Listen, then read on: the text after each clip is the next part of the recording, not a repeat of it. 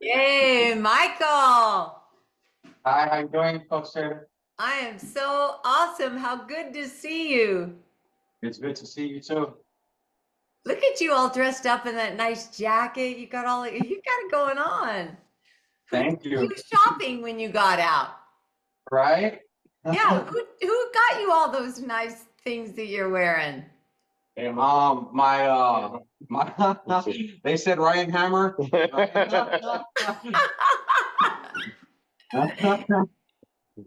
No, my Okay, I'm partner, gonna my send them. girlfriend, has been really instrumental in my rehabilitation, and she's just been just a tremendous I send it to you. help. Click it.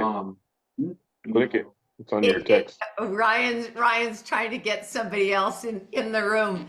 How does Yes. it feel to actually wear something with a collar? Um, You know what? It feels really good, and it honestly, I think it helps my self-esteem, and it helps my just my perspective of who I am as a man. But like more than anything, the thing that I think feels the greatest is waking up every morning and going to work, and putting that uniform on because it's a really good feeling. I can't even express like the emotion that I feel every morning when I get to get dressed and go to work. That's so wonderful. I don't know much about what you're doing. We're going to let other people into the room, but until we get other people engaged in the room, why don't you tell us what you're doing for work? I work at Christmas. It's a nonprofit organization that helps justice impacted individuals find employment and find educational trades or vocations that they could use that either they've been working on or something that they've been thinking of. And I basically do client coaching with them. I take them out in the field and I help them basically with everything from enrolling into school to finding what their trade is. I literally help them from the moment they step out the gates of prison, and do everything I can to direct them in the same line that I'm walking right now. That's And so it's an amazing experience. satisfying. That's a good Yeah, reason to get up every morning. yeah. I love It's that. it's it's really changed my life, and I think not I think I know what's changed me more is the fact that at Christmas uh they believed in me and they trusted in me, and I went from being a client myself at the program to supervising 15 justice impacted individuals, males and females. um and daily what I do is I take them out with Caltrans and CHP, and we do roadside maintenance right here in San Fernando. But at the same time, we do client coaching as well. So I watch them work and I see what it is that they're receptive to, what it is they're good at. Um, and then I sit down and I set goals with them weekly, and we track those goals. We make SMART goals, things as far as like driver's license, signing up for college. And it's an amazing experience. Like it's changed me as a person because I've seen some of my clients obtain full-time employment, get their Class A license, become full-time employees for Caltrans, and it's just an experience that I can't even express because Christus is such an amazing organization. They've truly changed my life. Like it's just I love waking up every morning going to work. I What mean, I like hearing is that you're living a life of service. Okay, it's your job, a you're hundred getting a percent, paycheck, a but the hundred percent. job that you are doing is being of service to others. And I think that is what's really cool. That is so very Gogi of you A hundred to percent. pick a piece of employment that's going to require you to live a life of service. I'm just very, very proud of you. So congratulations. Yeah. We're going to Thank you talk very more. much. We're going to talk more about the reentry challenges that you faced and what you are what you're experiencing right now. Ryan, you have one of our other Gogi guys. The screen is really kind of not super clear, so I can't see who it is. And his name says Ryan Hammer Ace. Is there any way that you can change the name on that screen so that it's actually our man there? And I don't know if it's my eyes or if you guys can see his face really clear, but I totally can't. No, I don't think I think there's probably Yeah, coach, what it is he's using my other phone Okay. and it's my account and yeah. That's all Um I'm right. sorry about Who that. do we have? It's kind of out of focus. We can't see. I'm a ghost. No, but my name is Paul Devlin. I just got out like a month ago, and I'm in the ACE program. Um, yeah, I was a lifer, and I got out on November 27th, and I'm so grateful that ACE accepted me in their program. It really helped me, so I won't be homeless and be stuck out there. Went back to the old ways. So I appreciate everything they did for me. And my I name's love Paul. that, Paul. I love that very much. What advice would you give to a guy that's getting ready to be released? Maybe he hasn't been home for a couple of decades, maybe 3 decades he hasn't been home, and he doesn't really have the contacts that he needs. What suggestions do you give? Because there are a lot of people that just don't have the support system and they're looking at getting out. And I don't know, if it were me, I'd be very much afraid. What would you Oh, okay, coach. recommend, Paul?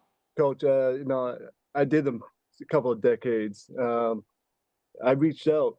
The best way is to reach out. Reach out to your support system. Uh, there are people out there to help you. You just have to find them. They're around you, and they will help you. Um, Paul, if there's a person sitting in an 8 foot cell and they've spent $20 on postage and they're spending another $20 on another round of postage and they are not getting any return mail for all of their reach outs, who do they reach out to? Because it's expensive to use your paper, your envelopes, your postage, send these letters out. It's like a crying out for help and then nobody responds. That's got to be very, I don't know, discouraging. yes, that's a tough. Yeah, you're right. It is. It is. It is nerve-wrack, because it costs you money to look out. But I know in prison they do give you the engine envelopes that people they can't afford stuff like that. So you could reach out. You just and use them tools they give you. The envelopes they give you in prison. I know it's yeah. This is nerve-wracking, but Yeah. uh, it's I didn't have nothing.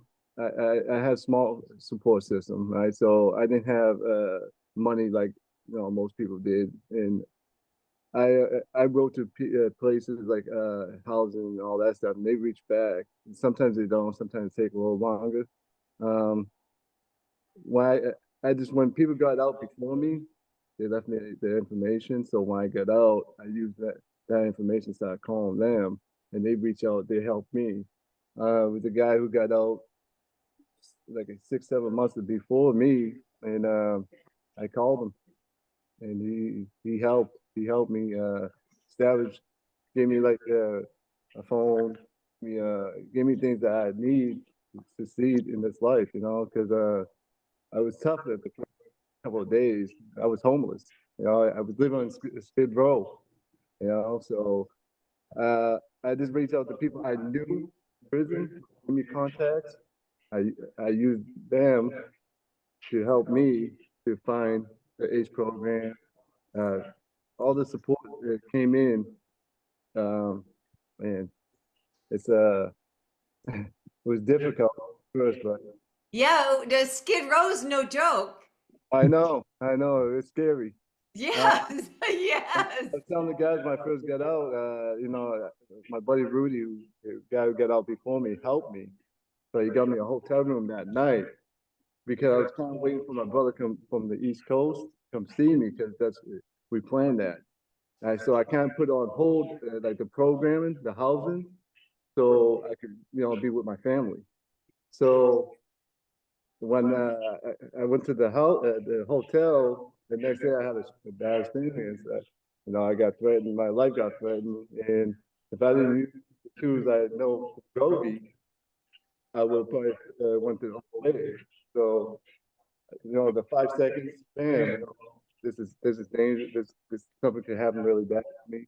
Um, try to be talk positive, be respectful, and try to get out of that situation. I was if I didn't lose my belly breathing, I didn't calm down, something could really bad happen to me. I want to talk to you a little bit about the tools, the GOGI Life Tools, and how you utilize them. But Michael, before we do that, can you tell me how important is it for somebody to do the programming while they're still in prison, even if they're just like short to the gate, they don't have much time, they are going to get out, it's only 6 more months, or it's only 9 more months, or it's only 3 more months? How important is programming, and why, in your experience? In my experience, programming is everything. The cognitive distortions that I held on to while I was in prison, it took a long time to break that rewiring, that rethinking. Um, I had a lot of beliefs that were inconsistent with the truth. Like what? Like the cognitive distortions. So If someone were to tell me, Coach Taylor, you just have cognitive distortions, I'm going to say, I have no idea what you're talking about. I know what's right. I know what's real. I know what I see.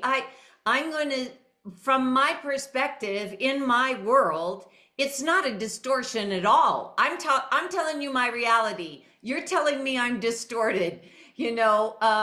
How can someone understand what a cognitive distortion is when everything in their world says it's not a distortion, it's just plain fact, it's just reality? What distortions did you have, and when was it that you said, oh, maybe that way of thinking isn't the only way of thinking?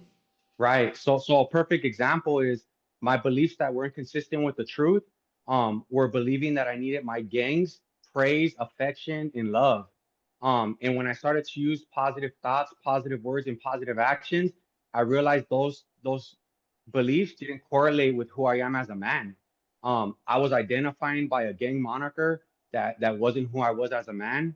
And I wasn't proud of the decisions I was making that claim responsibility to I use every day in everything I do. And I ask myself, am I proud of this decision I'm making? Is that the man that I want to be? Or is that the moniker from the gang that I was before? And that has to start in prison. Because if you're living two lives like I was, um, I began to have this identity crisis, and I'm trying to be this gang moniker, and I'm trying to be this father of four, and I'm trying to be this tough gang member, and I'm trying to be a man who wants to make board. Those things they don't work together. And when I figured that out in prison, I was actually in GOGI. I was just sentenced, and I remember being in North Kern and picking up an anger management book, and I seen your picture, and I seen the book, and I'm like, what is this?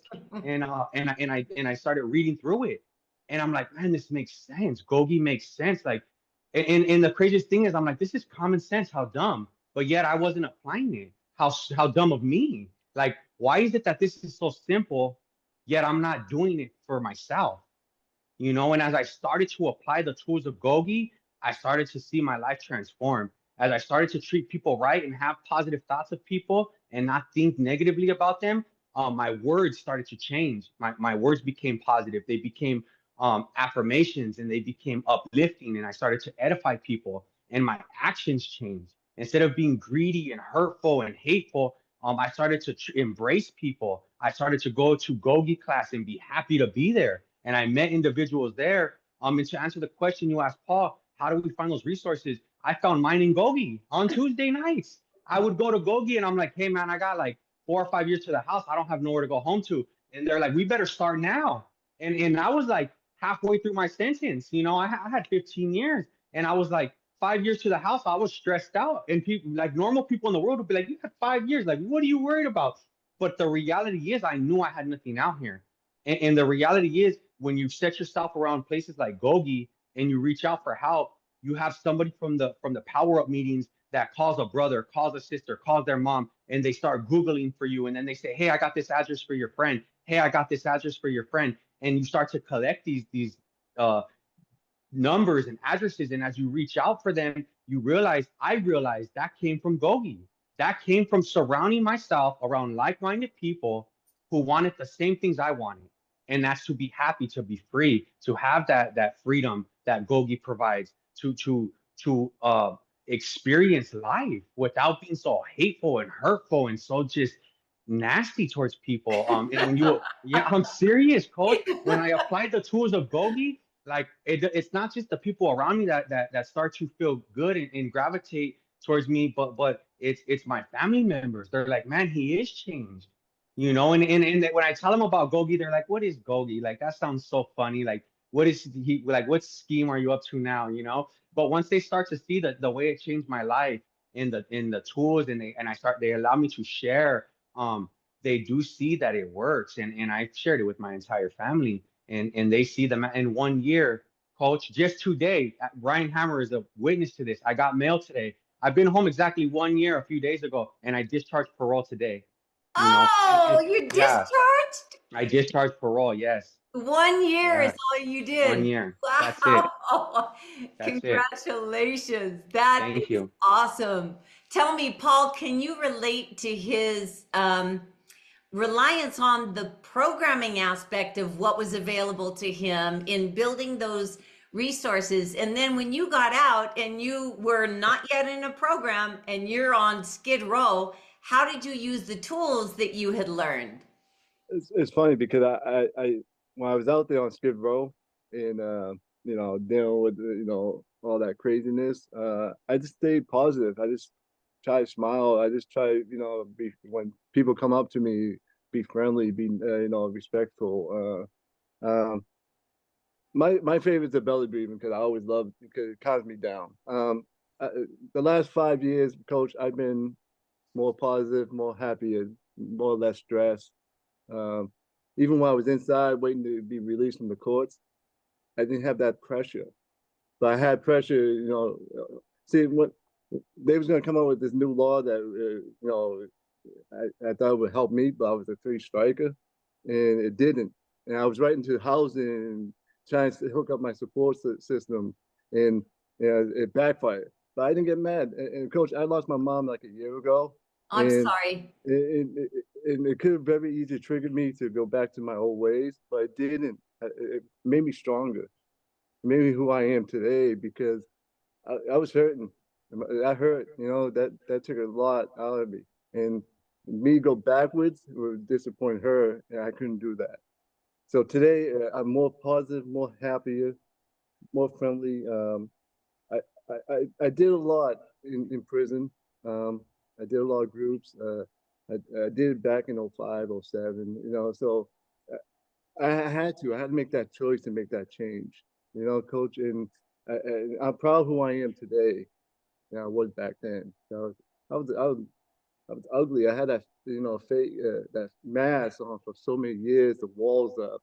If I never knocked them down, I couldn't be who I am today. So I love that. Ryan, Ryan Hammer, can you tell me a little bit about how do you know these two gentlemen and what is ACE? With this is probably going to air on social media. It will definitely be on the tablets. There'll be tens, 20, 30,000 individuals doing the course that we're going to create around this. Who are you, Ryan Hammer? What's ACE and how do you know these two men? So where do I start, Coach? I don't know. ACE. ACE is short for Alliance for Community Empowerment. Our main building is in Canoga Park. We have 6 locations, 5 different programs. The program I work for was created specifically for those impacted by the justice system. It's called the Sector Program, which just stands for Skills and Experience for the Careers of Tomorrow. And what it is, Coach, is we provide reentry services such as we pay for your training and we incentivize the heck out of you. You can earn up to $3,000 in incentives. 10 weeks of training, we give you $200 each week. You know, employability benchmarks that you reached, you get an incentive for that. You get your license. We give you an incentive. You get a job. You remain in the job. We incentivize you 30 days, 6 months, 9 months employment. So there's a bunch of ways that we support you in that. And we also have about $300 to $500 in supportive services that you could use for work clothes, work tools, gas cards, tap cards, et cetera, et cetera. So it's a total of about $3,500 in supportive services and incentives. When you join our sector program, it's easy, coach. It's the criteria, I 18 don't, years old. Ryan, it wasn't so long ago that you were wearing big old baggy shirt and down the leg of your pant it said CDCR prisoner.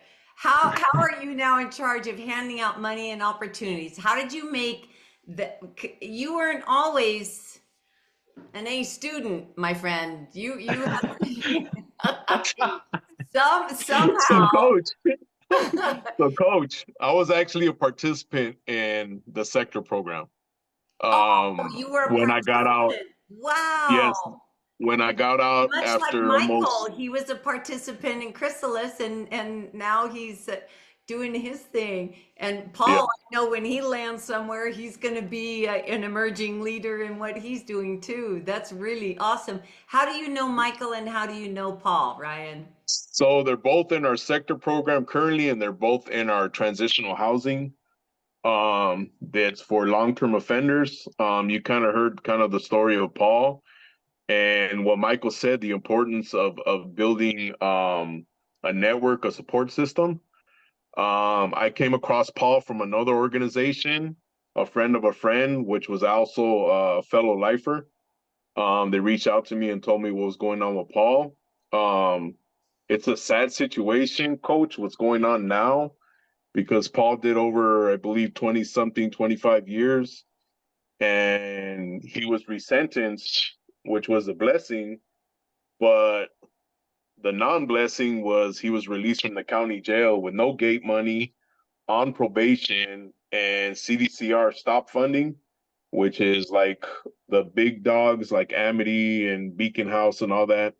They do not fund those on probation. The stop funding from CDCR does not fund probation. So if you don't have anybody, we have lifers coming out from long-term incarceration pretty much going to be homeless. And I'm Okay, grateful for our so housing. you need your tools. You need your tools to be able to manage like Paul did on Yes, Skid Row.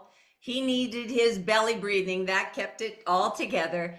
And then yes. you need a network. You need to be able to make those links early on. Michael, you know, years before he was set free, he was working on what he's going to do. Paul now was able to reach out and get assistance, but what I hear you all saying is getting those contacts, getting that network, getting that support system is critical. Would you say that's true, Paul? Yes, 100%. You're Yes. going to have lots of people watching this course and watching the video version. They're going to be listening to it on Spotify. They're going to see little pieces of it on Instagram. Yeah, What I'm a do little you want nervous. to tell the world, Paul? What do you want to tell the 2 million people incarcerated, the 7 million on parole or probation, the youngsters that are making all sorts of poor decisions that are going to make them a number? What can you tell the world about choices they can make or should make, or choices that you've now made? What do you want to say? Oh, wow. Damn, Coach, you put it I on me. mean, no pressure there. There's only a couple million Yeah, people. 2 million people watching me. Oh my God, I'm sweating. Just if you go and do these groups, be serious about it. You know, don't go in there for the milestones. Don't go in there for the credits, because who cares about that? Because I'm a lifer. I'm not gonna get. It's not gonna get me out. But guys, if you're really serious about yourself, you could change. It's a choice. You know, I made a choice back in 2000, 2001 when I came through the gates of prison. I gave up drinking and drugging. I've been clean and sober to this day. So it's a choice I made. I made that, and my will it's got me stronger and stronger over the years and the decades. And I'm proud. I don't have no. I don't think about any desire of drinking, drugging. That's not me no more. But it works if you make that choice. The first step in your life is to make a choice. It's you. About you, everything else will come in place, and you get the help. People will see that and they'll help you. How Like I important, said, how important is that sobriety aspect of it, Paul? I'm sorry. How important is the sobriety that you've chosen sobriety? How important is that in your success today? Um, I could think clearly. I could, You could I could, think now. I could have conversations with people. I don't have to be drunk to, be open. Drinking has helped me, keep my walls up, so I don't have to show my true feelings. So when I gave that up, walls started coming down, my emotions started coming out. I started being emotional more. You know, Coach, I cry. I'm a man, right? Yes, We never yes. cry, but I cry. I'm proud of it. When I got resentenced on November 27th of last year, I cried in the courtroom and was not embarrassed about it. I didn't care if people would see me crying. They were so happy for me. I was happy. And that's the best feeling I can say, man. Just to be yourself. It's not too late. It's not too late to be a change. It's not. You can always You know change your what? mind. But when I hear, you're sober and you cry and you're okay with that, if not proud of it, that's what in my mind, and I think a lot of people, that is the making of a true man. That is a true man. That is not someone who's hiding behind the alcohol bottle, Right. posturing to be something he's not. A true man is a sober man, is a sane man you can have a wonderful conversation with. And Paul, I think you're a very brave man as well. And I want to congratulate you on the journey that you're on and the obstacles that you're facing. And I'm so proud you're using belly breathing. I think that's My absolutely favorite. wonderful. Yeah, it's my favorite. I I'm a love boss of it. my brain. I used to be that I always usually let pressure and all that, pride and all that give my thoughts, not being boss of my brain. So to be boss of my brain and think what in my thoughts, I'm good. I'm really positive now. I'm happy. So I love it, Paul. I love it. Michael, okay, you got everybody looking at you. What words of wisdom are you going to share to the world? The youngsters who might be headed down the wrong road, somebody that's been down 20, 30 years, somebody who's being released and they have no gate money and no friends and no what do you want to tell people? What do you want for them? The main thing I can give them is this, is it's going to be hard.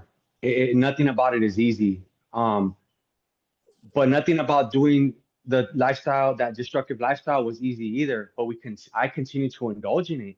And I seen it wasn't working. So for the ones that are out there continuing to indulge in that lifestyle and you see it's not working, all I could say is give something else a try. Give GOGI a try.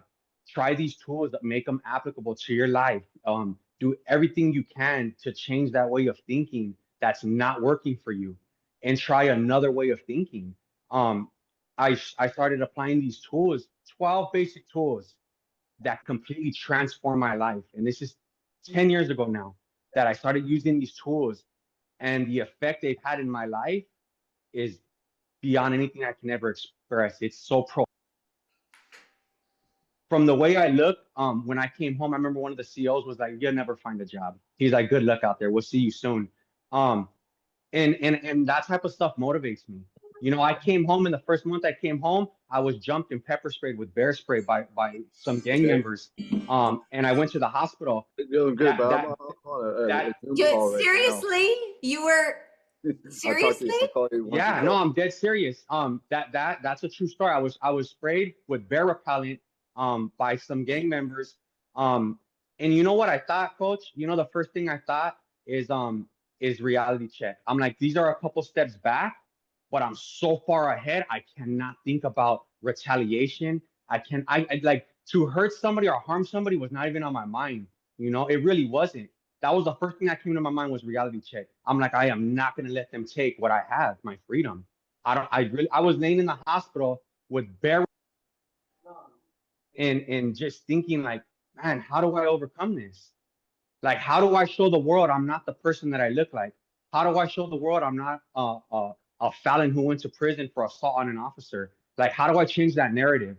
And you know how you change that narrative is by applying those simple 12 tools that you've given us and by living them daily. That's it. It's so simple, but it really transformed my life. And even when I encounter physical, violent actions against me, because there's been 3 of them since I've been home, but that I've violently been attacked, and I don't let that stop me, and I don't retaliate. I don't go to my old gang and look for to get even. I don't even think about that destructive behavior no more. I just, it's not in me, coach. It's not.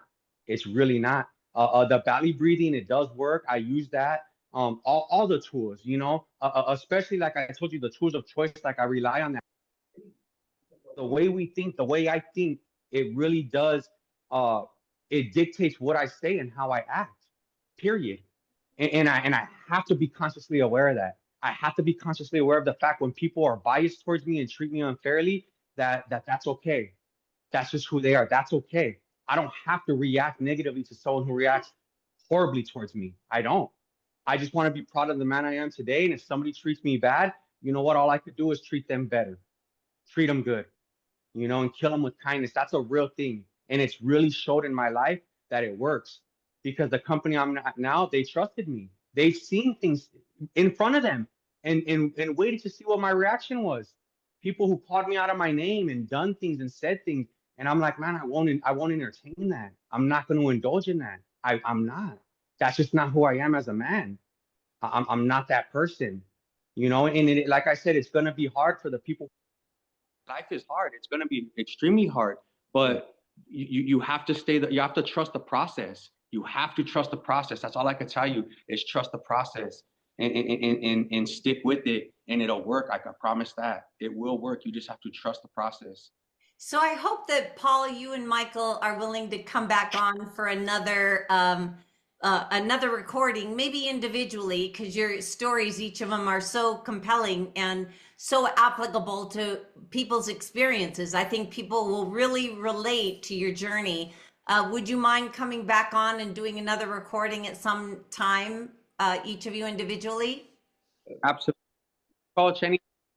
Believe me, anything you ask, it's done. Like we got you 100%. Okay, we're gonna make a really good set of videos for individuals who really want to go home and be the father to the 4 kids, to be the person that it can be on Skid Row and not get sucked into the violence and the danger that's there, or the drugs, you know.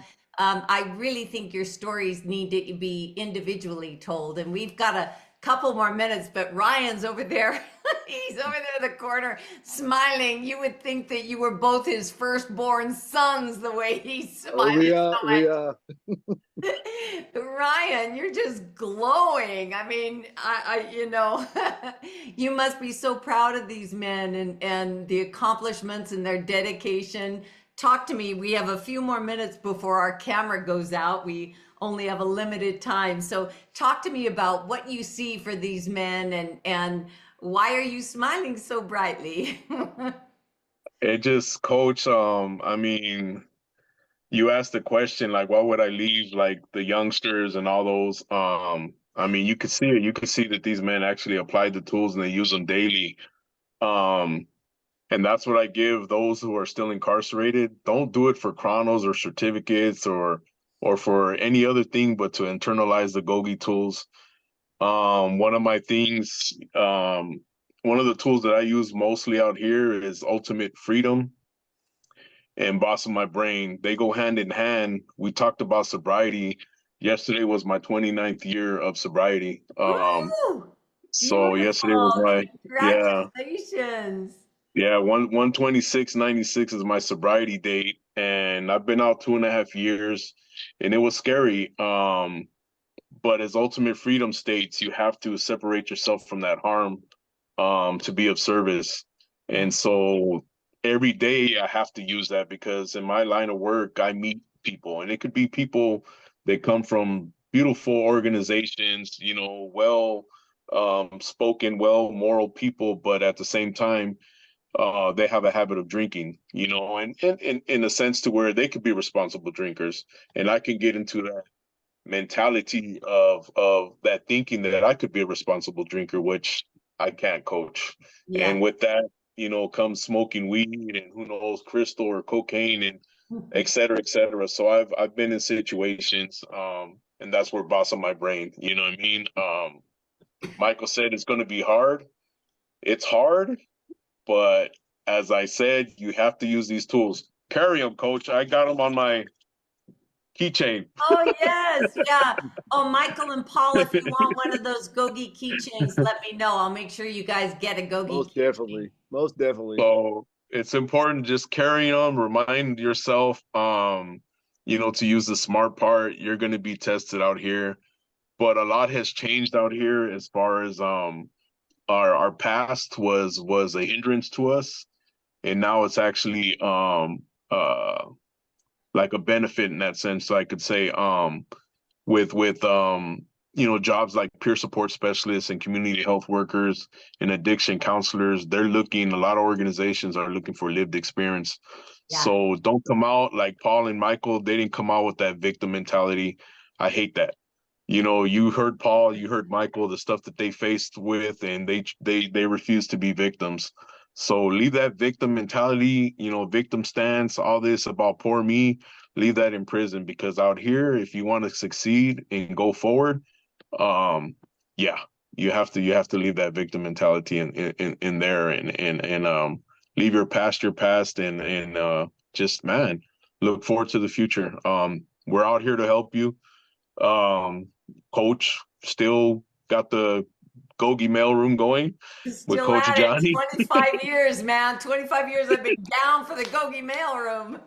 Yes, you know what I I'm an mean. LWOP GOGI. There is no release. Yeah, I mean, coach. And so it's you know, the organizations, like I said, the program I work for, which specifically created for those impacted by the justice system.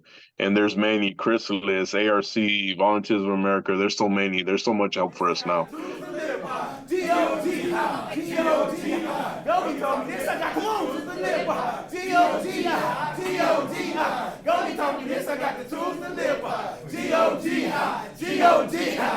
told me this,